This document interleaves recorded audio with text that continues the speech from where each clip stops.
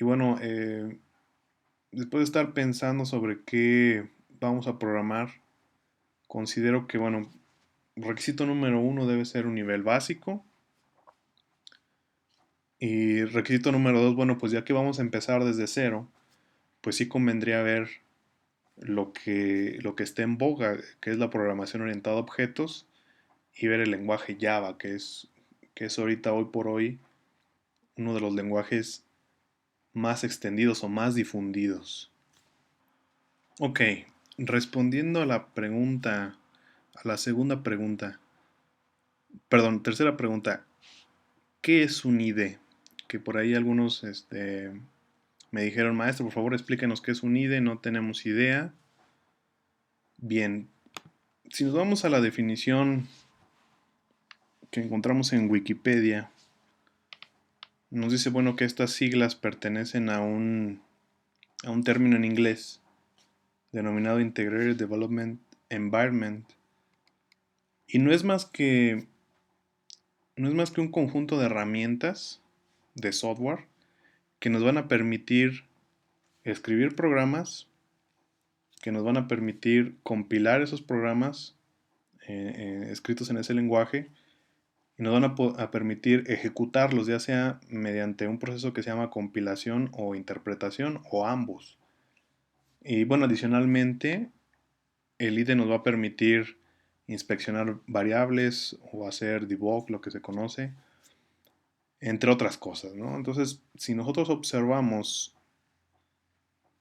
los componentes que tiene un IDE, bueno, encontramos, el primer componente es un editor de texto, que generalmente nos da una visibilidad de nuestro programa mediante colores, mediante indentaciones, mediante márgenes, mediante sangrías, que nos permiten distinguir tanto variables, tanto palabras reservadas, tanto ciclos, tanto anidaciones, etcétera.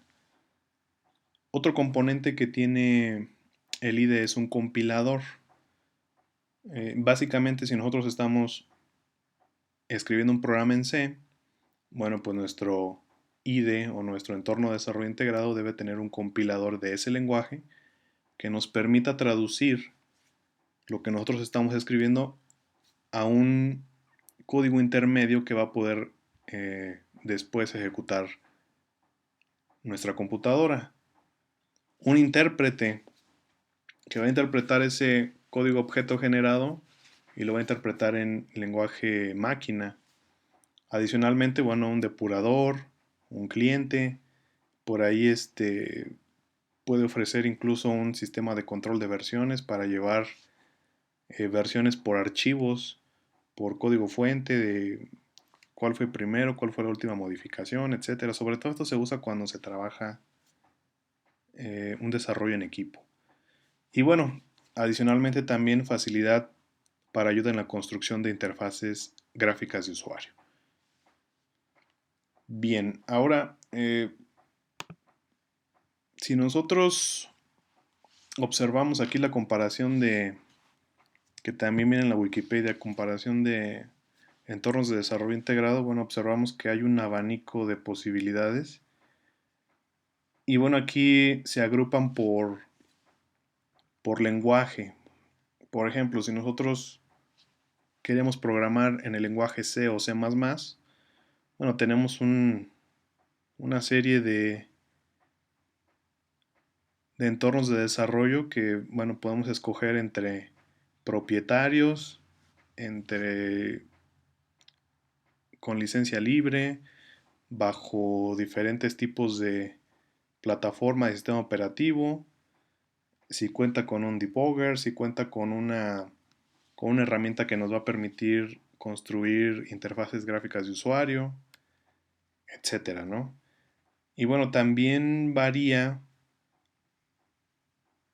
la complejidad o el nivel de expertise que se necesita para empezar a programar en este tipo de entornos, que básicamente cuando uno aprende a programar en un entorno de desarrollo, por ejemplo, NetBeans, y uno quisiera después programar en Eclipse, bueno, pues ya la experiencia que uno tiene ya desarrollando y programando en este primer entorno de desarrollo, bueno, pues va a servir porque básicamente ya nada más ahora hay que ver qué reglas cambian para escribir los programas, para compilarlos, para hacer un debugger, para ejecutarlos, etcétera, ¿no? Entonces, bueno, les comentaba que el lenguaje que yo estoy proponiendo para empezar a programar es el lenguaje Java. Y el IDE que yo propongo también que aprendamos juntos es BlueJ. BlueJ porque es un entorno de desarrollo integrado hecho para principiantes, para enseñar los conceptos básicos de la programación orientada a objetos. Ahora, si tú ya tienes conocimiento o si tú ya dominas otro IDE, estás en la total libertad de emplearlo. O sea, no es nada restrictivo. Yo simplemente por hacer un material de ayuda que sea uniforme y que sea básico y que le pueda servir a cualquiera. Bien, entonces vamos a abrir la página oficial de BlueJ, que es bluej.org. Y bueno, pues ahí viene la página, vienen algunos libros, vienen algunos tutoriales. Si nos vamos a la sección de descargas, aquí observamos que, bueno, BlueJ corre en cualquier plataforma de sistema operativo, llámese Windows, llámese Mac, llámese alguna distribución de Linux, etcétera, ¿no? Incluso algún otro sistema operativo que no esté contemplado, ahí nos da el archivo para poder instalarlo. Sin embargo, bueno, el primer paso que nosotros necesitamos es instalar algo que se conoce como el JDK, que es el kit de desarrollo de Java. Si no tenemos este kit de desarrollo, no vamos a poder compilar ni ejecutar los programas que escribamos en Java. Entonces, el primer paso es bajar este kit de desarrollo y para esto nos va a redirigir a la página de Oracle. Y entonces, bueno, vamos a darle clic aquí donde dice Download Java. Y bueno, aquí vamos a observar que hay una serie de archivos que nosotros podemos elegir. Bueno, primero tenemos que aceptar la licencia. Y dependiendo de la plataforma de sistema operativo que nosotros contemos, es el archivo que vamos a bajar. Yo voy a bajar este archivo pensando que la mayoría tiene plataforma Windows de 32 bits. Sin embargo, bueno, si tienes un sistema operativo de 64 bits Windows, pues ahí está el enlace de descarga. O si tuvieras alguna distribución de Linux, pues ahí está el archivo para instalar. Bien, pues vamos a descargar el archivo de 32 bits para Windows. Aquí hay que ser un poquito pacientes porque realmente sí es bastante pesado el archivo. Bueno, pues también aparte de bajar el JDK, de una vez también vamos bajando el entorno de desarrollo BlueJ. Entonces eligen la plataforma que ustedes tengan de sistema operativo. Y les repito, yo voy a hacer el video tutorial pensando que la mayoría tiene Windows, así que yo voy a bajar la versión de Windows. Y de hecho, pues voy a correr voy a correr una versión Windows 7 de 32 bits y, y en base a esta plataforma de sistema operativo pues voy a estar realizando todos los ejemplos. Si alguien tuviera alguna pregunta en particular sobre otra plataforma, pues con gusto también responderé todas esas inquietudes. También les voy a pedir un poquito de paciencia, sobre todo a las personas que ya han programado, a los que ya han trabajado con NetBeans, a los que ya han trabajado con Eclipse, porque de momento las cosas que vamos a ver son muy muy básicas. Sin embargo, les prometo que al final veremos cosas que serán también avanzadas o cosas que serán nuevas para ustedes. Como por ejemplo estoy pensando en integrar por ahí una librería que nos permita trabajar con redes, con grafos, con nodos, con aristas, de una forma un poquito más sencilla, ya metiéndome un poquito más a la unidad 3 que ya se ve un poquito de teoría de redes. Bien, entonces, primer paso les decía, hay que instalar el JDK. Entonces yo en esta máquina Windows pues ya tengo el JDK y tengo el instalador del BlueJ, así que vamos a iniciar instalando el JDK. Y bueno, la instalación no tiene nada fuera de lo común, simplemente es un instalador de la mayoría del tipo parecido, siguiente, siguiente, siguiente y terminar. Y vamos a dejar todas las opciones default para no entrar en mayor complicación.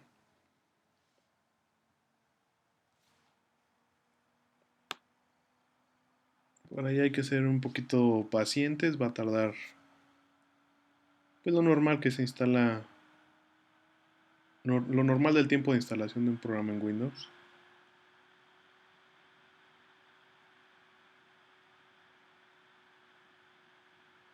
Y bueno, este JDK o este kit de desarrollo también les va a servir para programar en otros entornos de desarrollo si en un futuro quieren experimentar con Eclipse, con NetBeans. Ya no necesitarían instalar nuevamente el JDK, sino nada más instalarían ahora el IDE correspondiente.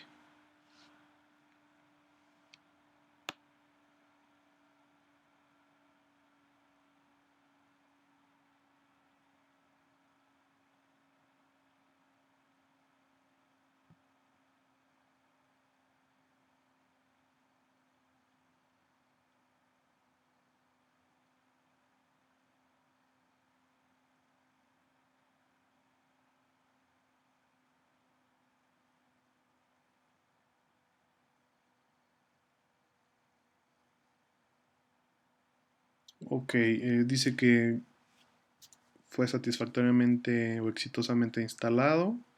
Si nosotros queremos accesar a la documentación del API, a las guías de desarrollador, etcétera, que hagamos clic en el siguiente botón de los siguientes pasos.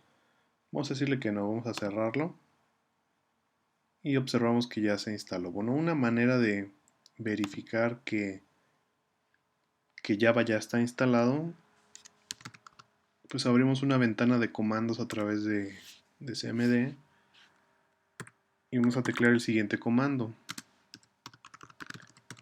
Java espacio menos version. Me va a arrojar eh, la versión con la que tengo instalado Java. Ok, ahora vamos a proceder a instalar BlueJ.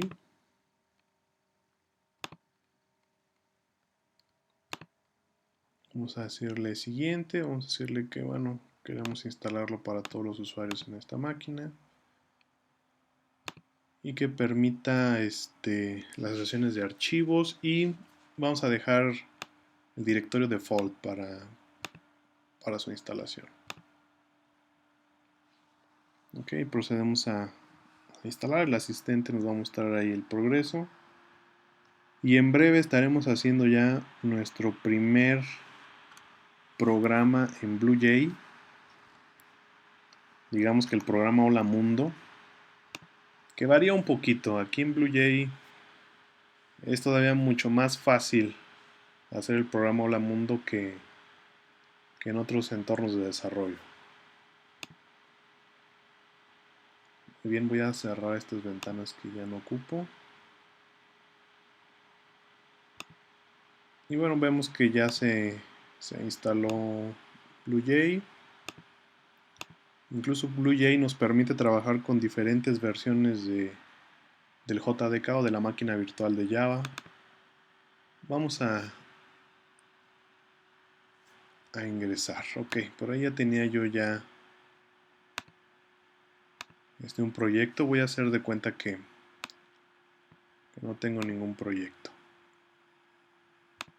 Vamos a cerrar el que ya tenía hecho. Así que bueno, inicialmente a ustedes les va a aparecer un entorno como este, una ventana. Y les explico rápidamente. BlueJ tiene básicamente dos secciones principales. En esta primera sección nos va a mostrar un diagrama resumido de las clases. Vamos a ver las clases de forma gráfica a través de un icono de clase de tipo UML resumido. Y en esta parte inferior vamos a ver las instancias que vamos generando de esas clases, o los objetos en otras palabras. Bien, vamos a empezar a hacer un proyecto nuevo.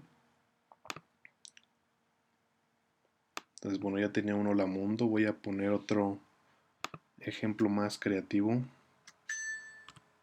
Un proyecto que se llame ejemplo, bueno, proyecto 1.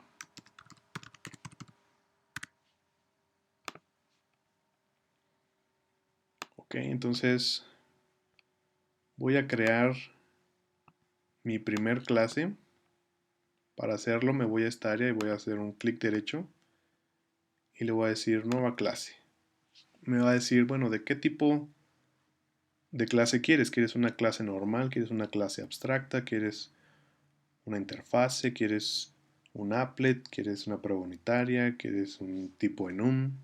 Entonces vamos a decir lo básico, ¿no? Una clase que se va a llamar igual. Proyecto 1. Bueno, clase proyecto. Para después hacer la diferencia con lo que serían los objetos. Ok, entonces me crea ya un icono que básicamente solamente contiene el nombre de mi clase. Bien, si yo le doy doble clic a este icono, a este elemento, me va a mostrar el código de la clase que ya tiene una plantilla predeterminada BlueJ al momento de que crea las clases con, bueno, pues el nombre de la clase, con una variable de instancia, con su constructor y con un método que regresa un entero y tiene como parámetro también un entero. ¿Ok? Y lo único que regresa es la suma del parámetro con el valor de la variable de instancia. ¿Ok? Entonces tenemos varias maneras de compilarlo. Una es a través de este botón. Otra es a través de hacer un clic derecho al icono y decirle compilar. O finalmente, aquí en herramientas, en menú herramientas, tenemos el menú compilar e incluso podemos usar algún método abreviado a través de las teclas control más K o control shift más K para seleccionar las clases que yo quiera compilar. Entonces vamos a compilarlo desde aquí. Si se fijan, al momento de compilar desaparecen unas rayas en diagonal que tenía la clase. Ahora lo que vamos a hacer es que vamos a crear objetos a partir de esta clase que denominamos proyecto. Para hacerlo, basta con hacer clic derecho sobre la clase y nos va a mostrar unos métodos especiales que se conocen como constructores. En este caso solamente tenemos definido uno, puede haber más. y tienen la cualidad de que llevan el mismo nombre de la clase. Entonces, al momento de yo hacerle clic sobre ese constructor, me pide el nombre de la instancia o el nombre del objeto. En este caso voy a poner proyecto 1 y voy a crear otro objeto, proyecto 2. Sí, la diferencia entre la nomenclatura entre una clase y un objeto es que la clase se reconoce porque está en mayúscula la primera letra y los objetos o variables o nombres de métodos van escritos con la primera letra minúscula. Bien, entonces a esto que acabamos de hacer se le conoce como crear una instancia de la clase proyecto denominada proyecto 1 y crear una segunda instancia de la clase proyecto denominada proyecto 2. Ahora, para ejecutar o correr los programas en este entorno BlueJ varía respecto a los demás entornos de desarrollo, ya que aquí tenemos que ejecutar directamente los métodos de cada objeto. Para hacerlo, bueno, voy a hacer clic derecho sobre el objeto proyecto 1 y me muestra, entre otras cosas, bueno, pues los métodos del objeto, perdón, que en este caso solamente hay definido uno, hay programado solamente uno, que es el sample method. Y bueno, aquí en la documentación nos dice que el parámetro y es un simple parámetro para este método y regresa la suma de x y y. Entonces, si yo le envío como parámetro el número 10, y bueno, recordando que en la definición de la clase la variable x fue inicializada en 0, bueno, pues 10 más 0 me debe regresar 10. Y aquí está, me regresa un entero con el número 10. De igual manera, bueno, yo puedo ejecutar el método de la otra clase, del otro objeto, perdón, y pues me va a regresar la suma de el parámetro más el valor que estaba inicializado. Bien, bueno, pues vamos a meternos al código de esta clase proyecto, que como les explicaba ya BlueJ ya nos da una plantilla predeterminada para crear las clases. Y si bien este editor de código deja mucho que desear respecto a otros editores, por ejemplo de NetBeans o de Eclipse, donde son más ágiles, donde uno solamente escribe el punto y ahí aparecen todos los métodos. Aquí sí empieza uno a extrañar un poquito ese editor de código, pero bueno, también tiene sus ventajas respecto a los otros editores. Por ejemplo, nos señala por colores las regiones o las partes de una clase. Entonces, toda la región verde me marca el inicio y el final de mi clase. Después seguirían las variables de instancia o las variables de tipo objeto, que en este caso solamente tenemos una. Y bueno, se recomienda que todas las variables sean de tipo private o de tipo privadas. Sin embargo, bueno, también puede haber, vamos a definir, por ejemplo, una variable de instancia que sea de tipo cadena de caracteres y que sea nombre, por ejemplo. Aquí viene el constructor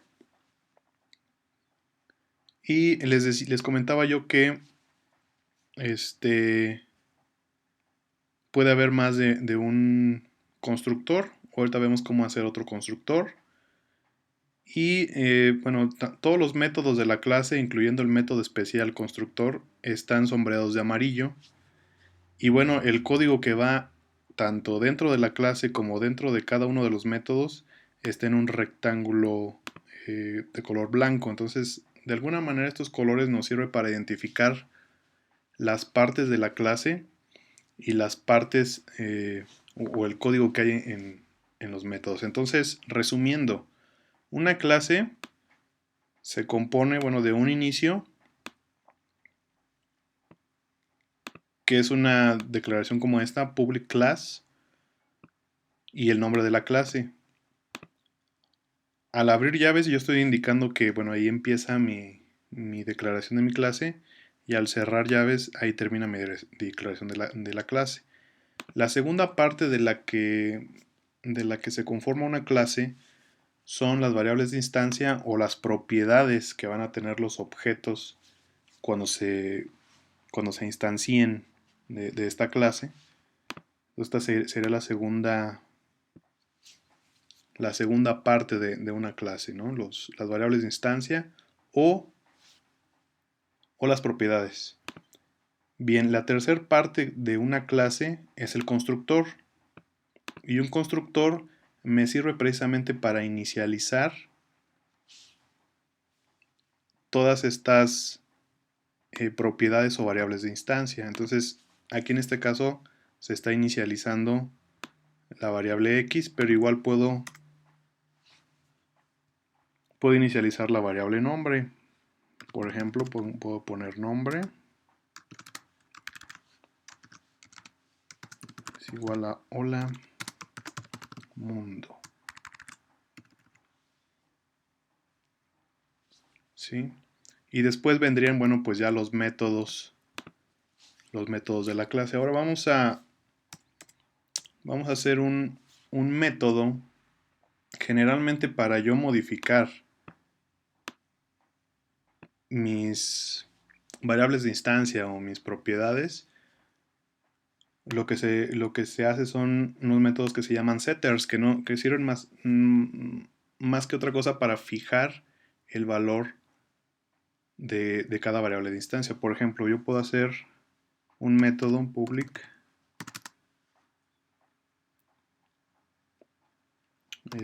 no va a regresar nada, pero le voy a poner setX y va a recibir como un parámetro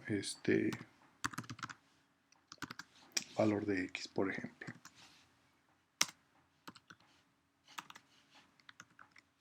Abro y cierro llaves. Y lo único que voy a hacer es que el valor de X, el valor de mi propiedad o de variable de instancia, le voy a asignar el valor X que estoy pidiendo como parámetro en este método. ¿Sí? Ok, pues vamos a compilar. Y por ejemplo, este editor me muestra todos los errores que yo tengo al momento de compilar mi programa, errores tanto sintácticos como semánticos. Me los va a mostrar en esta área de abajo donde me dice que esta instrucción incluso me la sombrea de un amarillo más fuerte como un marcatextos y me dice, bueno, que se esperaba un punto y coma. Entonces aquí lo que me faltó fue terminar mi sentencia con un punto y coma. Compilamos y bueno, aquí ya me muestra que la clase ha sido compilada y que no tengo ningún error sintáctico. Ok, cerramos esta clase y vamos a crear nuevamente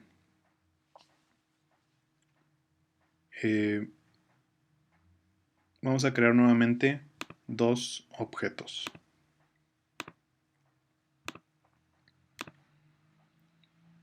Ahora, hay una característica interesante en BlueJ que yo puedo inspeccionar o puedo obtener una fotografía de cómo están las propiedades de cada objeto. Entonces, por ejemplo, estas son las propiedades de mi objeto proyecto 1. Y si yo doy clic derecho y le doy inspect al objeto proyecto 2, tengo aquí las propiedades. Bien, ahora lo que vamos a hacer es que vamos a crear otro método para fijar el valor de la variable nombre. Vamos a meternos nuevamente al código de la clase. Bien, aún no he explicado qué significa la palabra reservada public, qué significa la palabra reservada private, incluso hay otra por ahí que es protected o protegido. Sin embargo, bueno, esto va a tomar sentido ya cuando se empiecen a crear más clases. Básicamente, y para no entrar en más detalles, private y public se refiere al nivel de acceso que se tiene sobre sobre esas variables de instancia desde otras clases, ¿sí? Entonces, bueno, aquí se recomienda, y esta es una buena práctica, que todas las variables de instancia sean de tipo private y que se modifiquen a través de métodos como setters, y para obtener su valor que se obtengan a través de métodos getters. Entonces vamos a hacer ahora otro método para fijar el valor de nombre, y va a recibir un parámetro de tipo nombre.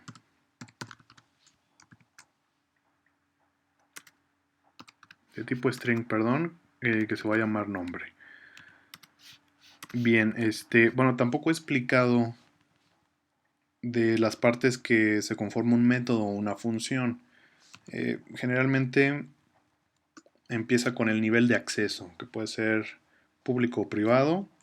Después sigue una palabra reservada que se refiere al valor que va a regresar esa función o ese método, siendo void nulo, que no va a regresar nada. Bueno, a diferencia de este método que ya venía predefinido, que está regresando un entero. Después viene el nombre del método, que, bueno, otra buena práctica es que empiece con minúsculas y cada cambio de frase en el método se diferencie con una mayúscula. Por ejemplo, set, aquí termina una palabra y empieza otra palabra, entonces la siguiente palabra seguiría con mayúscula. Esta es una regla no escrita, pero sin embargo, bueno, si ustedes consultan cualquier código orientado a objetos van a encontrar esta nomenclatura no escrita. Después viene entre paréntesis los parámetros que va a requerir ese método o esa función. En este caso, bueno, nada más hay uno, puede haber ninguno o puede haber más. En caso de que haya más, bueno, pues van separados por comas, ¿no? Después, pues ya dentro de las llaves viene lo que va a ser propiamente el método o la función. En este caso, pues voy a inicializar la variable nombre con el parámetro nombre. Pero aquí vamos a observar algún problema. ¿Cómo le hago yo para distinguir el nombre del parámetro? Que en este caso, bueno, puse el mismo nombre como parámetro con respecto al nombre de la variable de instancia. Entonces, para eso voy a usar una palabra reservada que se llama this.nombre, para decirle que, bueno, de esta clase vamos a acceder a la propiedad o la variable de instancia nombre y le vamos a asignar el parámetro nombre. Bien, este es para fijar tanto los valores de nombre como de X, pero para obtener los valores se hace con otros métodos que se llaman getters. Entonces vamos a hacerlos, por ejemplo, para X sería public, y aquí sí ya va a retornar un valor que sería de tipo entero, getX, y no va a tener ningún parámetro, puesto que nada más estamos haciendo una consulta del valor de esa variable. Y bueno, para que regrese un valor o para hacer un retorno en el método, en la función, se usa esta palabra reservada, return, y el nombre de la variable de instancia. Entonces, lo mismo sería para hacer el getter de nombre, pero a diferencia de X, esta es una cadena de caracteres y regresa un string. Entonces va a ser return nombre. Ok. Bien, y vamos a hacer un método adicional.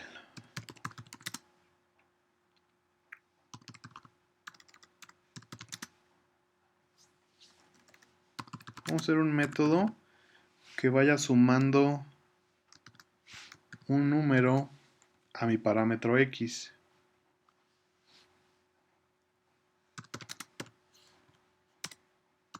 ¿Sí? Para ir observando un poquito de cambios en nuestras propiedades o nuestras variables de instancia. Entonces, la instrucción sería x es igual a x más n.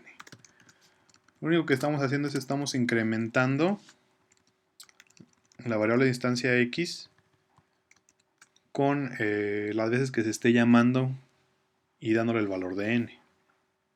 Vamos a compilar esta clase y bueno, me dice que no hay ningún error. Vamos a cerrar esta ventana. Nuevamente, creamos dos objetos y vamos a inspeccionarlos o ver su estado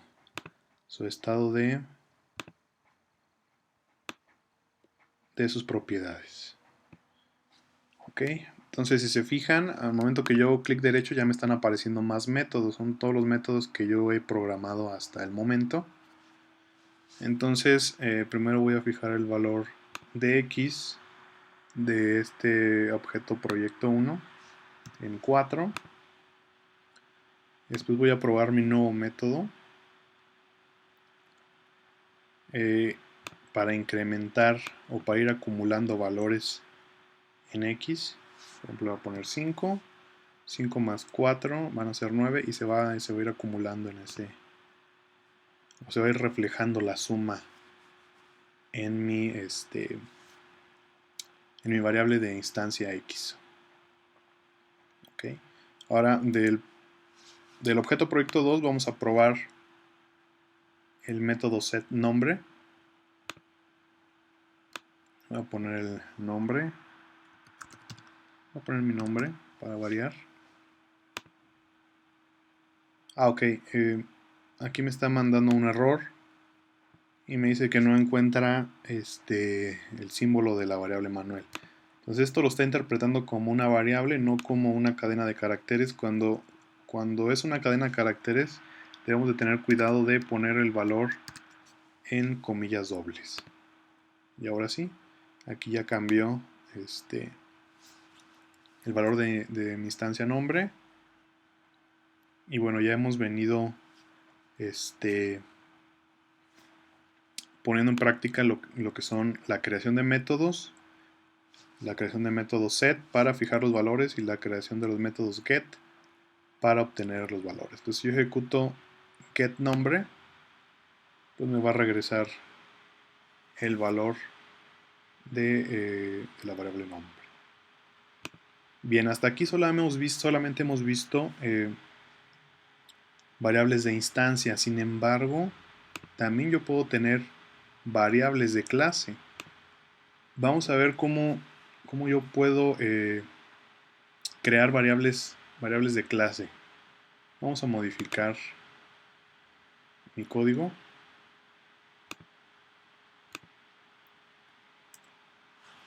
Y bueno, voy a declarar una variable de clase. ¿No? La diferencia es que después de la palabra reservada private o public, viene esta palabra reservada que es static. Y bueno, el tipo de variable y el nombre de mi variable. Voy a poner y. Entonces, al momento de yo decirle que es static, bueno, pues esto le dice al compilador que esta variable es una variable de clase, no es una variable de objeto. Ok, ahora, así como tenemos variables de clase o variables estáticas, también podemos tener métodos estáticos o métodos de clase. ¿Sí? Entonces, para voy a hacer un método de clase, un método estático. Voy a hacerlo de forma similar a los métodos de instancia, métodos de objetos, pero voy a agregar la palabra reservada static. Y bueno, lo que sigue de un método normal. Por ejemplo, voy a hacer un método, un setter, para, para la variable de clase y.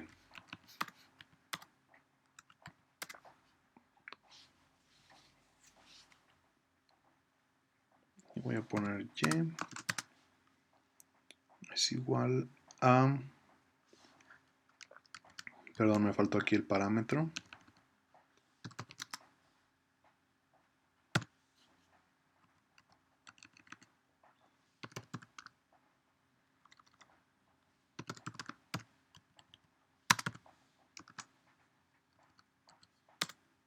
Y voy a hacer un public static int get y.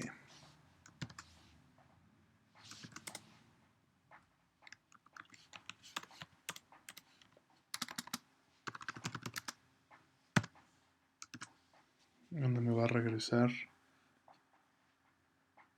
el valor de y. Ok, sí, bueno.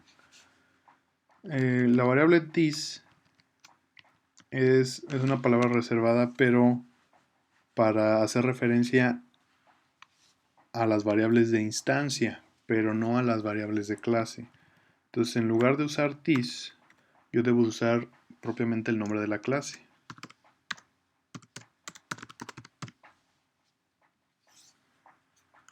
Que es proyecto.y. Entonces, ahora sí, compilamos y me dice que ya no hay ningún error de sintaxis. Y entonces yo puedo inspeccionar también, así como inspeccionaba los objetos, puedo obtener un estado de cómo están los métodos y cómo están las propiedades de la clase. Y también puedo ejecutar métodos estáticos o métodos de clase. Por ejemplo, voy a ejecutar el método setY para fijar el valor de la variable y el getY, que me regresa, bueno, pues el valor de esa variable de clase. Ahora, también yo puedo hacer referencia a las variables de clase desde un método no estático, desde un método de objeto. Vamos a ver cómo lo haríamos. Vamos a entrar a modificar el código y vamos a declarar otro método.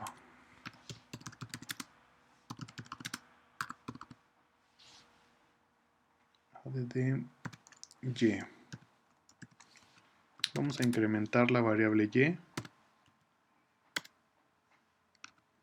pero la variable y de que sería la variable de clase. Y sería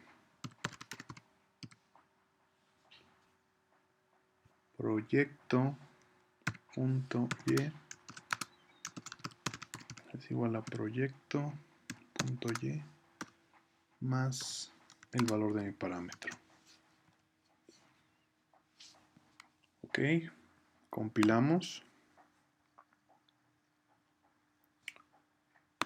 guardamos y vamos a crear varios objetos.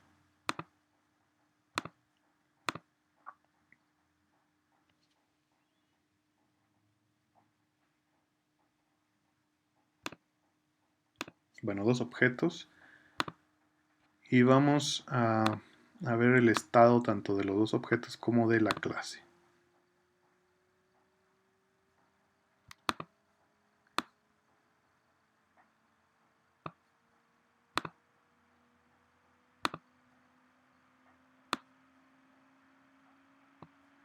Entonces,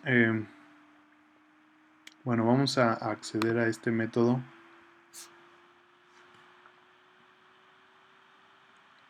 que se llama add_y desde el objeto proyecto 1 y voy a agregar 5. Entonces vemos que aquí cambia, a pesar de que lo estoy ejecutando desde un objeto, estoy haciendo referencia a una variable estática, a una variable de clase. Y no importa desde qué objeto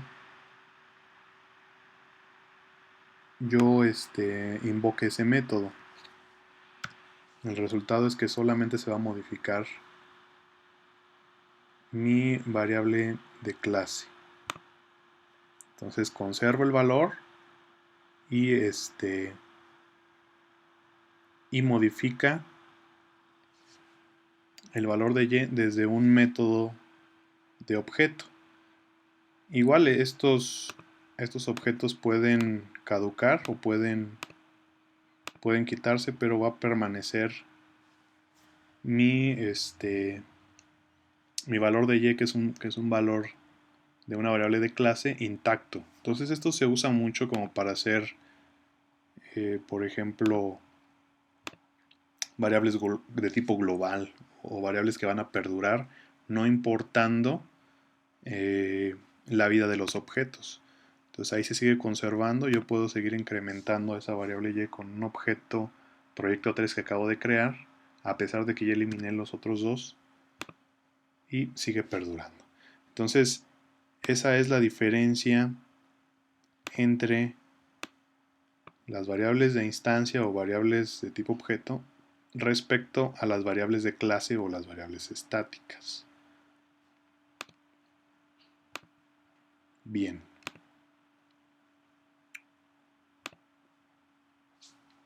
Ahora vamos a modificar el código. Y bueno, yo les había dicho en un inicio que podía haber más de un solo constructor.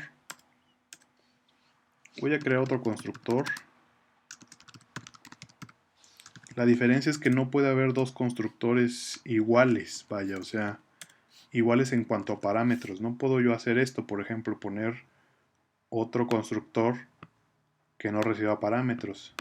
Entonces aquí yo puedo hacer un constructor, pero ahora con parámetros. Por ejemplo, voy a inicializar mis tres variables, las dos variables de instancia y mi única variable de clase. Entonces voy a pedir los parámetros y voy a decir que voy a solicitar un entero para y, un entero para x y un string para el nombre.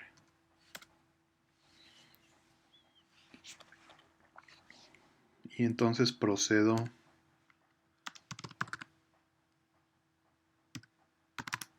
a inicializar las variables, tanto de clase como en las variables de tipo de instancia.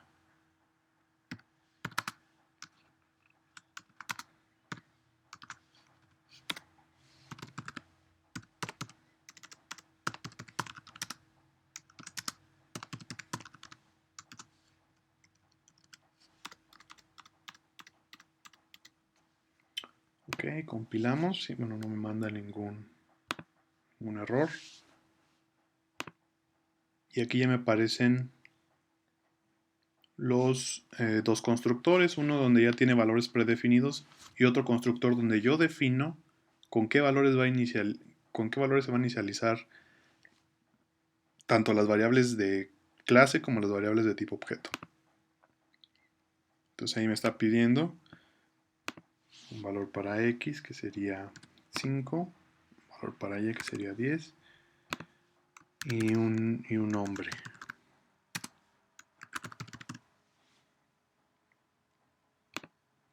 Entonces al yo consultar el estatus tanto de mi objeto como de mi clase, observo que se inicializó ya con los valores que yo definí en mi constructor. Bien, ahora también todo esto que yo estoy haciendo de crear los objetos a través de hacer clic derecho e invocar los métodos haciendo clic derecho en el objeto, lo puedo hacer a través de un solo método estático. Por ejemplo, vamos a declarar un método estático que se llame public static void. Vamos a poner como si fuera en el método principal, el método main.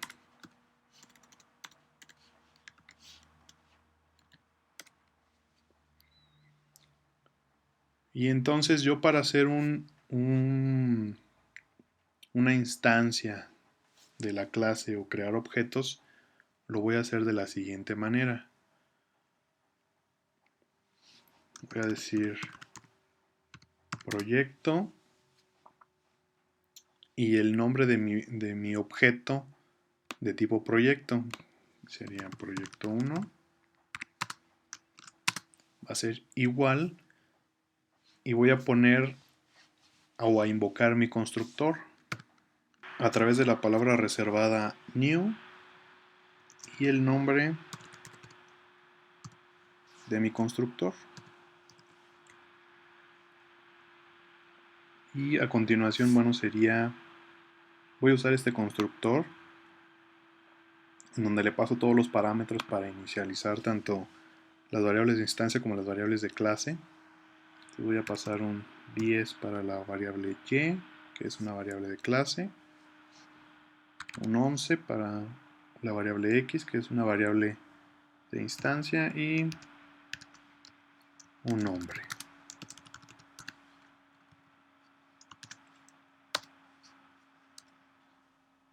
Entonces, esta instrucción equivale a que yo hiciera un clic derecho sobre mi clase e invocara el método pasándole todos los parámetros, ¿sí?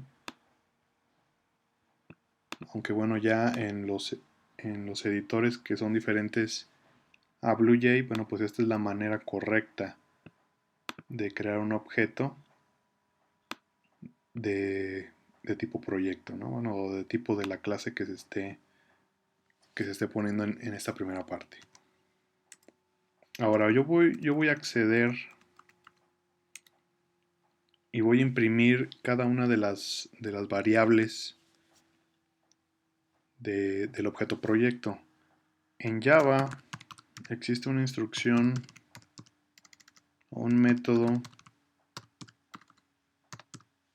que se llama println, que se encuentra en una variable, en una clase estática system, que ya la trae en las librerías Java, para mandar a imprimir o mandar una salida a pantalla. En este caso, bueno, voy a poner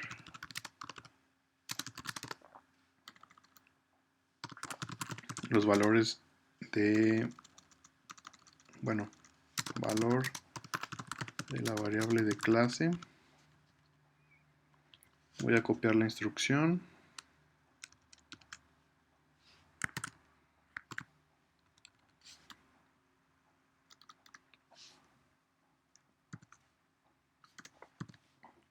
Y bueno, yo para concatenar una cadena de caracteres voy a usar el signo más.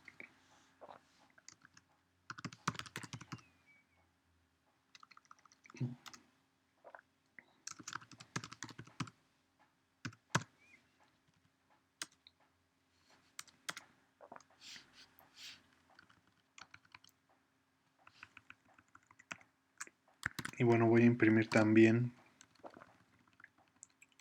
los valores del objeto proyecto 1, que es el que acabo de crear.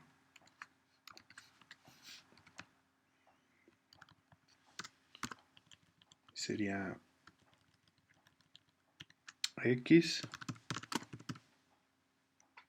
Ahora, yo para acceder tanto a los métodos como a los atributos o a las propiedades o a las variables de instancia de mi objeto, lo voy a hacer a través de un punto.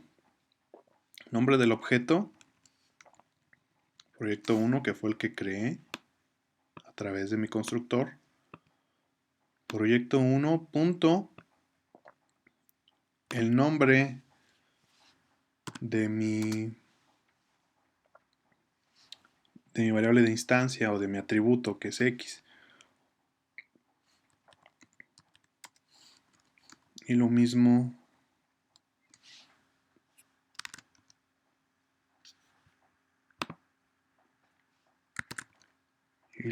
para mi variable nombre. Puedo hacerlo directamente de esta forma, o bien a través de los métodos getters, que es lo más recomendado. ¿Sí? Es algo que se conoce como encapsulamiento.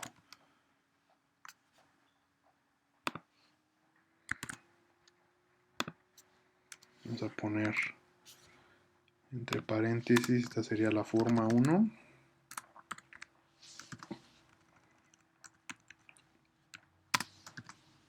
Y la forma 2 sería a través del método getX y getNumber.